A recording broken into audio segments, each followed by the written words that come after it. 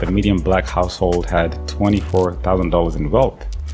Compare that to our white counterparts in our white households who had $190,000. We sort of had a late start to that race. The capitalist system was never meant for us. A lot of us just simply do not know about these asset classes and don't know much about stocks. I do encourage people to do some research. When you see your actual money falling, it makes you learn and find out why it's falling, man. If you had $50 and no idea where to start, $50. Okay, so first I would say continue saving.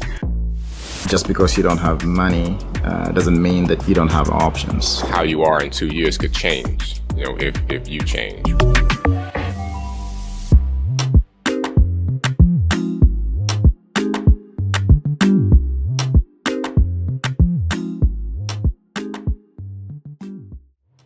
This is just one piece of a full story. Don't miss the full episode.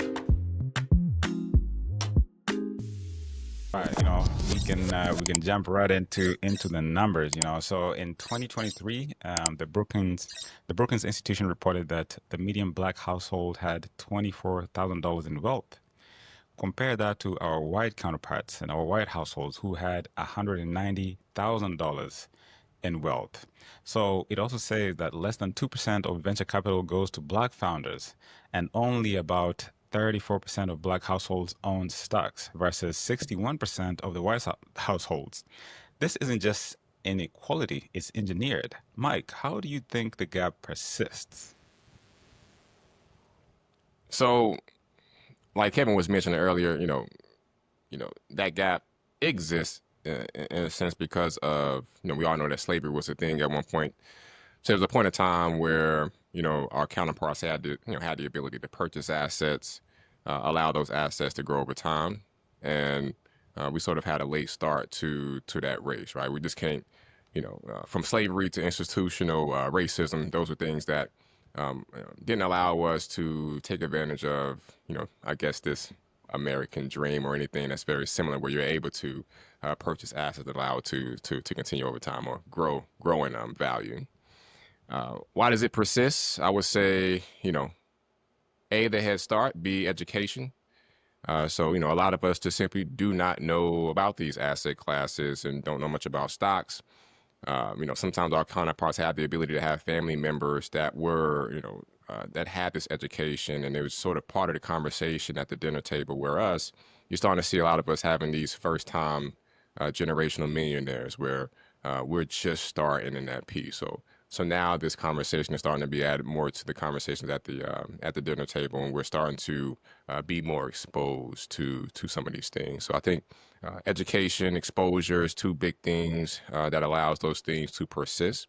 But I think that's changing slowly. I think the internet has caused things or education to be a lot more closer to us than ever before. So now we're getting more exposure to some of these concepts, and we're starting to see more black influencers like your Wall Street trappers or your in dumb laps or your earn your leisure groups where they're bringing those conversations to the forefront. So I think that's changing, but I would say those would be the things why it exists and why it persists.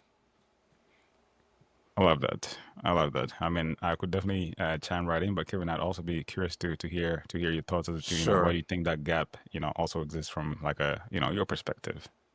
Yes, I completely agree with my brother Mike. This is again, as you said, engineered. So these systems, you have to remember. I mean, I always like to give things a historical lens because if you don't understand the history of it, you can never really make sense of it. All these systems, the capitalist system was never meant for us. By us, I mean, as black people. And so for that reason, then you find that education we're talking about is mostly not there. I mean, by not there, I mean, like the formal education, going to school. This is not the kind of education you get like, oh, you went to to class, and then they actually taught you, oh, this is how you invest, right? Some of these, like in households, you see what's going on around you in your community. Oh, your uncle has talks, so kids get born like in my families, and they buy a bond, for example, in that kid's name. Things like that. Exposure starts pretty early on, and these are things that have been lacking. But as Mike rightly put, that is changing now. We have millennials being parents now, and things are changing. So that would be, to me, the the chasm that has existed. But as we move into the future, I can see that definitely changing.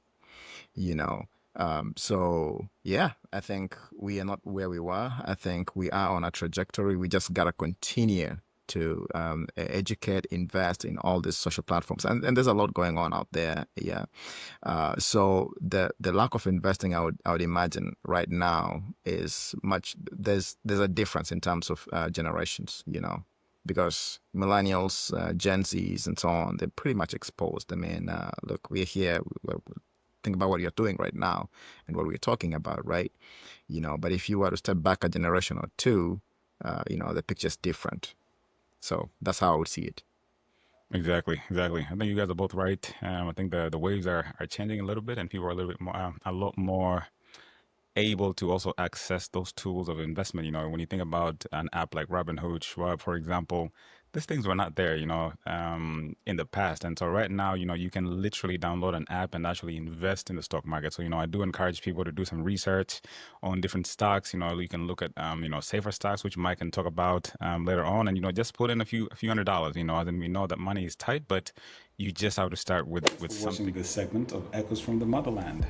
Click on the link below to watch the full episode or keep learning in the next segment.